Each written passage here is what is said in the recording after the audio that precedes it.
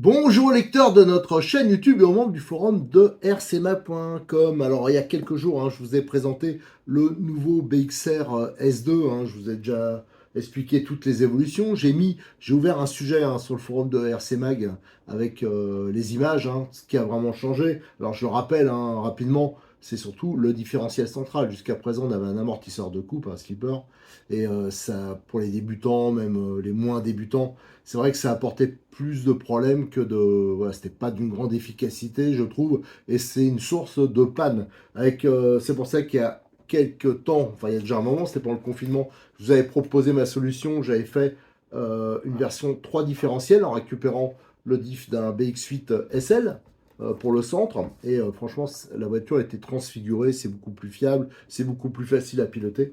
Et ce qui est bien, c'est que Bitech, ils ont écouté, et pour cette version S2, ils ont monter ce fameux différentiel. Donc ça, c'est très bien. Et en plus, ils l'ont fait pour que ça soit adaptable sur les S1. Ça, on va le voir justement ensemble. Ça va être l'objet de cette vidéo.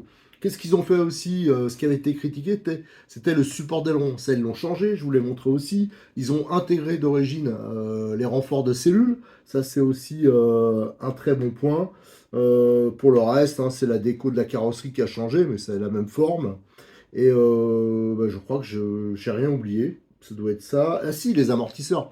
Je regardais, il y a les amortisseurs qui ont été changés. Alors ça, c'était pas trop une demande, mais ils l'ont changé. Ils ont mis un soufflet comme sur les buggy, les NXT 1/8. Et il y a un soufflet racleur qui est très efficace. Ils l'ont mis d'origine, donc maintenant c'est au lieu d'être un circlips qui tient les joints, maintenant c'est un bouchon et c'est beaucoup mieux. Donc voilà, donc les points d'évolution sont importants. Et on commence à approcher de la voiture, je ne vais pas dire parfaite, mais voilà, la plupart des critiques qu'on pouvait faire à la voiture, elles ont disparu. Donc ça, c'est vraiment un très bon point. Alors, la question qu'on se pose, c'est est-ce que si j'ai un châssis de S1, est-ce que je vais pouvoir le passer en S2? Alors, moi, ils m'ont dit, quand j'ai vu Stéphane samedi dernier, il m'a dit oui. Alors, il avait une extinction de voix, alors c'était pas facile de trop communiquer. Mais comme j'ai la voiture, et que j'ai aussi un S1, et que je suis passé voir Cyril de Model X34, d'ailleurs je remercie encore, parce qu'à chaque fois, toutes ces vidéos, c'est grâce à lui qu'on peut les faire. Il m'a passé, lui, il a toutes les pièces en stock. Il m'a passé un châssis de S1 d'origine. Il m'a même passé l'option. C'est vrai que celui-là, je l'avais complètement oublié, mais il est super beau. C'est une option fraisée, un peu plus épaisse, et qui est, je crois, Made in France, si je me souviens bien. Enfin, en tout cas, c'est vraiment une très très belle pièce. Et on va regarder donc si ça monte. On va aussi démonter, commencer à démonter. Ça, à mon avis, il faudra plusieurs vidéos pour que je démonte tout. Je vous montre toutes les petites choses aussi qu'on peut améliorer, les réglages, des choses comme ça. On va essayer de partir, prendre la base comme si je m'adresse à un débutant et qui veut évoluer, qui veut améliorer sa voiture. Donc on regardera tout ça. Mais l'objet de la vidéo aujourd'hui, ça va être vraiment de démonter la partie centrale, de prendre des mesures, tout ça, et de regarder en fin de compte à peu près les références qu'il faudrait pour l'adapter sur un S1. Et ça va permettre de voir comment ils ont fait ça. Alors à savoir que j'ai déjà tapé, j'ai regardé la notice parce que, en fin de compte, là c'est les carrosseries. L'avantage de connaître la voiture depuis un moment, de l'utiliser, c'est que j'ai une notice de BXR S1 version kit. Alors là, l'avantage c'est que il y a tout le montage, donc il y a toutes les références. J'ai une version BXR S1 version RTR. Alors là, par contre, on n'a que des éclatés à la fin. Voilà. Alors donc ça permet aussi de comparer les pièces. Et bien sûr, j'ai la version BXR S2, d'ailleurs, qu'il faut que je scanne pour le mettre sur le forum. Comme ça, vous aurez un gros plan. Et donc, j'ai regardé les pièces. Alors, il y a le renfort de cellules. Ça, j'ai pas trouvé. Alors, j'ai peut-être mal vu, mais j'ai pas trouvé. Par contre, j'ai trouvé les références pour les cardans avant, cardans arrière, le différentiel complet, et aussi tout ce qui est le palier, ainsi que le petit carter pour la couronne. Alors pour le différentiel, ça j'aimerais bien trouver l'éclaté pour avoir les références des sorties, parce que je pense qu'ils ont pris dans la banque de pièces, que ce soit du BX8 SL, des Funtech. Moi c'est ce que j'avais fait, j'avais utilisé une noix de Funtech je crois, et les cardans, c'était cardans de MT. Enfin de toute façon pour ceux qui sont intéressés de faire la modif eux-mêmes comme j'avais fait, ils peuvent retrouver toutes les vidéos sur notre chaîne YouTube. Voilà, alors les pièces, j'ai tapé, pour l'instant, elles ne sont pas disponibles. C'est normal, les voitures, c'est toujours disponible avant les pièces. Mais je vous donnerai déjà quelques références. Et dès que ça va sortir, Moi, l'idée, ça aurait été de demander à Cyril, alors est-ce que économiquement c'est bien parce que ça fait quand même quelques pièces, de faire un kit de transformation avec la visserie inox qui va bien. Moi, j'aime bien la visserie inox. Euh, donc, ça veut dire que celui qui voudra, il aura, je vais voir avec lui, hein, le cardan avant, le cardan arrière, le palier, le petit carter, la visserie qui va bien, et bien sûr, le différentiel. Et moi, l'idée, c'était de faire le différentiel déjà préparé. Parce que pour ces voitures-là, j'ai déjà montré hein, pour les BX8 SL, pour les Rogue, c'est un différentiel à la base qui peut être vraiment très solide. Moi, j'en ai jamais niqué un, mais c'est vrai que je les ai bidouillés d'entrée. Hein, alors, je rappelle, hein, je l'ai montré plein de fois, la bidouille, c'est tout bête. Hein. C'est simplement qu'il y a une bague métal, ça on le remontera en détail plus tard, mais il y a une bague métal qui est côté couronne, et il y a aussi une bague métal qui est côté euh, corps du diff. Et ces bagues, sur les versions RTR, ils disent de les coller. Non, sur les versions kit, je m'excuse, mais sur les versions RTR, c'est juste emmanché comme ça. Et, et souvent, ben, si c'est mal graissé, si c'est mal, voilà, euh, la sortie de diff, elle a tendance à entraîner la pièce métal, l'insert métal, le palier, dans le plastique, hein, soit de la couronne, soit du corps de diff, et bien sûr, ben, ça le fond. Et après, c'est pour ça qu'on peut casser un diff. Donc, c'est une petite modif qui coûte 2 grains, enfin 2 points de colle, un peu de temps, parce qu'il faut tout dégraisser, tout ça, et que moi, je vous conseille de faire. Donc, l'idée, ça serait de faire peut-être un petit kit de transformation, mais amélioré. Voilà, pour ceux qui le souhaitent. Voilà, ça, c'est quelque chose qui me plairait de le faire, parce que j'ai autour de moi, j'ai des débutants qui ont des BXR S1 et je les sens pas hyper capables de s'occuper du différentiel tout seul, quoi. Je vois des fois, c'est un, voilà, il y a un temps d'apprentissage hein, pour la bidouille. Alors eux, ils pensent des fois qu'ils maîtrisent bien, mais c'est pas toujours le cas. Voilà, allez, on va tout de suite attaquer hein, donc le démontage. Hein, on va faire ça. Je vais essayer de bien caler la caméra et on va essayer de faire ça ensemble. Allez, on a le châssis devant nous, on est prêt. Alors, déjà, je voulais vous parler des hexagones de roues. Hein. Voilà. Alors, ils sont en aluminium. Alors, je rappelle, hein, sur les Tamiya, enfin, sur beaucoup de voitures, c'est en plastique. Donc là, c'est un plus, hein, parce que surtout quand on a des moteurs puissants, là, comme d'origine. Par contre, la goupille n'est pas prisonnière. Hein. Ça veut dire que quand vous retirez la roue, souvent ça va se barrer. Alors faites surtout attention aux goupilles. Voilà, donc c'est pour dire ça. Et surtout, il y a 2 épaisseurs. Et j'avoue que je me suis fait avoir parce que je me rappelais pas, moi, qu'il y avait sur. J'en ai déjà démonté hein, des RTR, mais des S1. Et je vois, regardez, il y a 2 épaisseurs. Alors ça, je contrôlerai exactement. Donc mélangez pas. Donc ça permet de jouer légèrement sur la voie. Hein. Ça joue bien sûr un peu sur la tenue de route. Il y a sûrement une raison, je vous avoue que je la connais pas, pourquoi ils ont fait ça, peut-être... enfin bon, voilà, ça faudra que je cherche un peu, mais il existe, hein, notamment chez Cyril, il y en a plusieurs, des hexagones avec des largeurs de 5, de 6, de 8, enfin voilà, on peut vraiment faire beaucoup de choses. Mais à noter que c'est en alu, alors malgré qu'ils ont le défaut de se barrer, ça a l'avantage de la fiabilité. Alors, je voulais juste hein, vous rappeler, hein, avant de le démonter, regardez ici, il y a assez peu d'écart et le fil il passe vraiment très près. Ça c'est parce qu'ils ont pris le parti pris de chercher, de conserver en fin de compte le même châssis. Donc vous avez les perçages, ils sont identiques. Tandis que moi j'avais un peu décalé. C'est pour ça que j'avais un cardan qui était un peu plus long. Donc automatiquement l'angle était un peu plus ouvert. Donc c'est pour ça que sur la mienne, si on compare, je l'ai là la mienne, alors le cerveau est plus court, hein, mais on le voit quand même. L'angle est moins important. Voilà. Mais moi, en dessous, le châssis, si on regarde, j'avais agrandi, j'avais repercé, enfin le montage est assez différent. Tandis que là, si on regarde, en dessous, c'est identique. Là, il y a marqué S2, mais si je prends un châssis de S1, voilà, j'ai ici, je le mets dessus, les trous ils correspondent parfaitement. Donc ça c'est un bon point. Le petit inconvénient, je pense que le cardan, l'angle est un peu trop important. Alors c'est vrai que ça sera mieux avec des cerveaux courts. D'ailleurs c'est ce qui est conseillé sur ce type de voiture. Des cerveaux bas plutôt. Le gros avantage c'est que ouais, c'est compatible avec les S1. Et je rappelle qu'il y a ce châssis option là.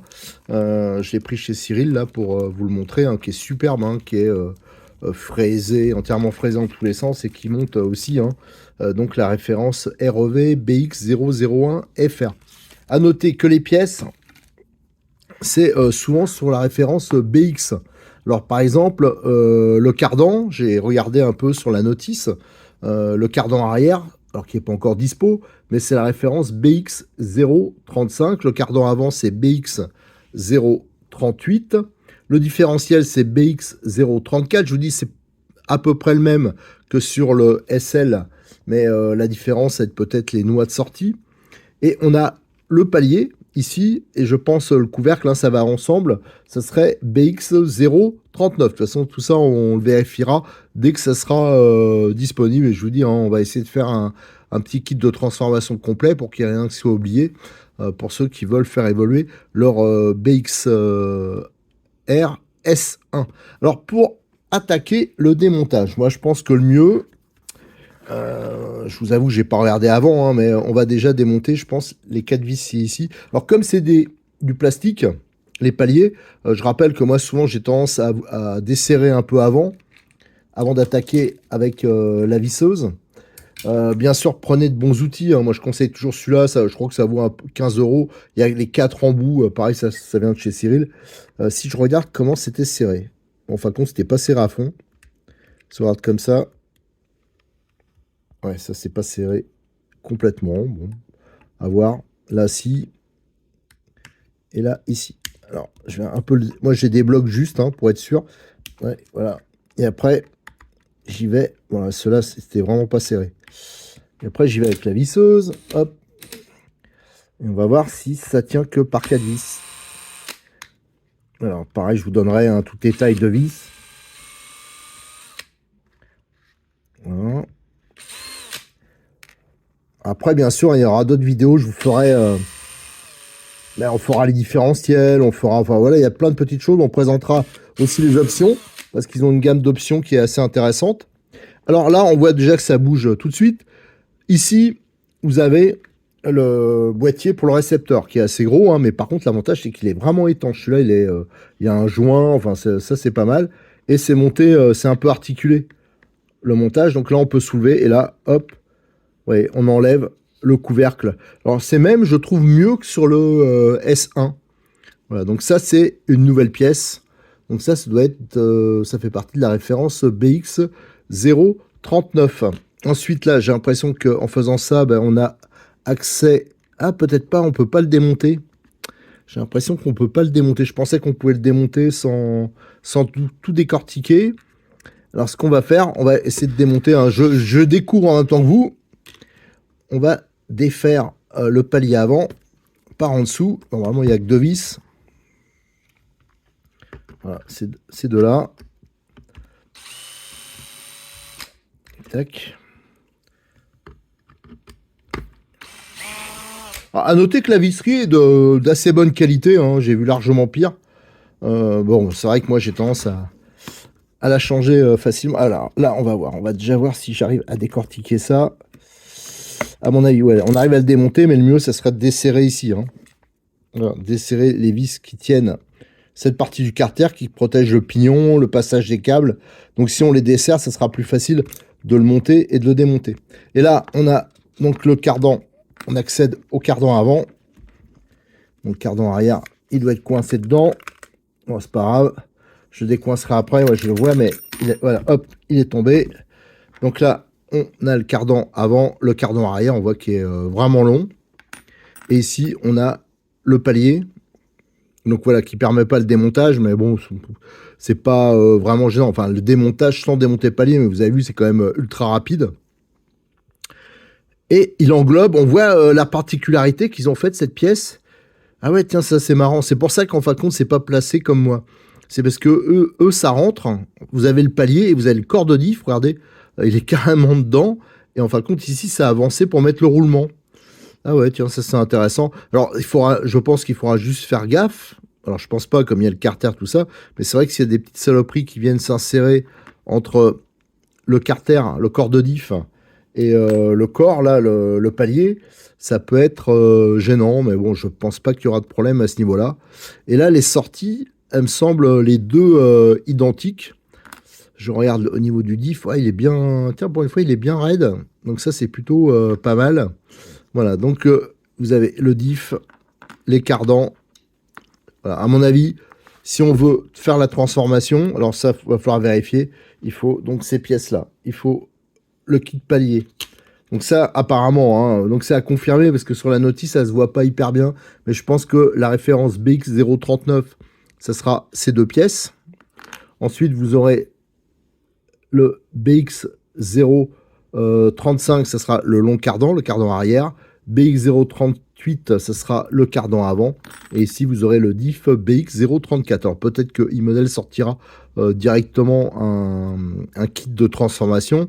Donc ça, c'est à voir. Alors ce que je vais faire, déjà, je vais faire les photos des pièces, hein, parce que je rappelle, à chaque fois que je fais un démontage, là, ensuite, je vous le publie sur le forum de rcmac.com. Hein. Ça, c'est pour moi très important, les photos, parce que les vidéos, les textes, ça passe. Les photos, ça reste. Et ça permet vraiment d'aider hein, quand on fait une petite préparation, quand on fait l'entretien. Donc pour moi, même si c'est long à faire, ça me semble indispensable. Allez, je fais les photos, après je reviens vers vous. Je vais aussi contrôler sur la notice qu'on voit s'il y a d'autres choses qui bougent. Hein, parce que qu'est-ce qu'il pourrait avoir là? Le palier moteur, je pense que ça bouge pas. Oui, ça se reprend vraiment sur ce truc-là. Regardez, et là on voit bien le fil qui passe quand même très près. Donc ça, je sais pas trop la solution, parce que là, vous voyez, si je zoome un peu,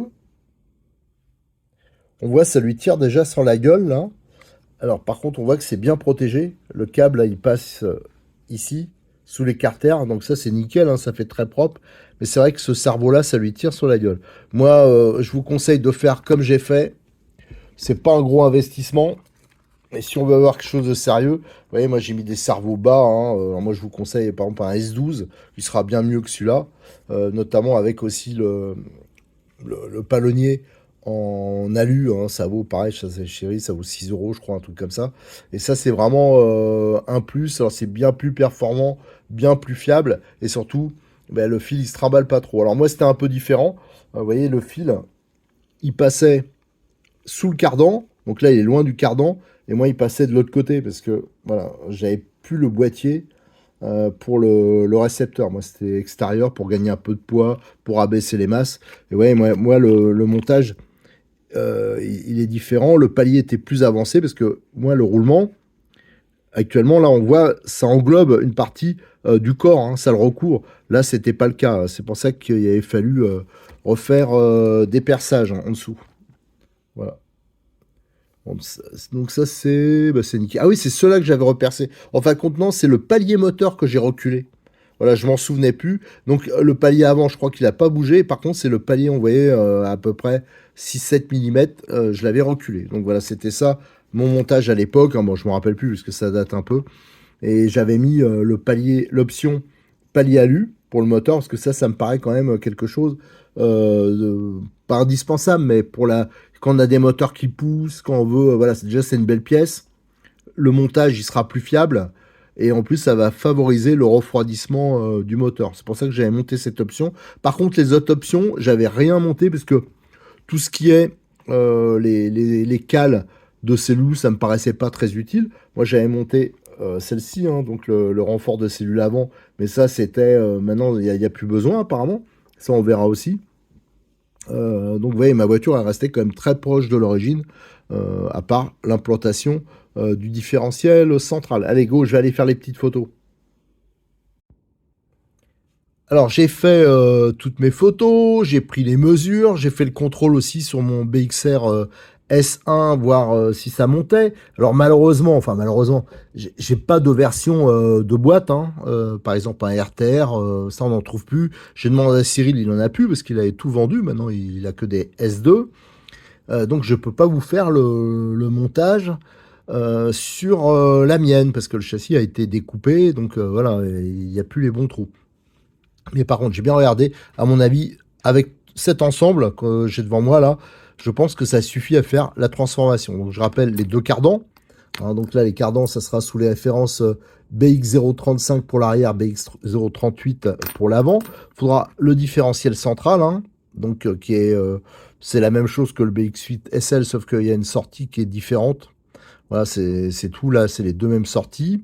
Donc là, ça sera la référence BX034.